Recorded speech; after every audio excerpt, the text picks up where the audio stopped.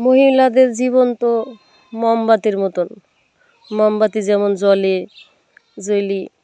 সবাইকে আলো দিতে দিতে, সার্ভিসিং দিতে দিতে জ্বলে পুড়ে গলে শেষ হয়ে যায়। কিছু কিছু পুরুষ আছে মেয়েদের ব্যথাটা বোঝেই না, অযত্নে নিজে না খাই কওয়া যায় যে খাইছি, সন্তানদের কাছে চালাকি করা হয় খাইছি, না খাই না দাই সামান্য অল্প খাই কইছি না পেট ভরি খাইছি। মেয়েদের জীবনটা এইভাবে যায়, সংসার করি। আজ মহিলারা পিতার কাছে কন্যা হিসাবে, স্বামীর কাছে স্ত্রী হিসাবে, ভাইয়ের কাছে বোন হিসাবে, সন্তানের কাছে মা হিসাবে, আমরা মেয়েরা সার্ভিসিং আল্লাহ পাক আমাদের সৃষ্টি জগৎ থেকে দিয়ে দিছেন পুরুষদের শান্তির জন্য।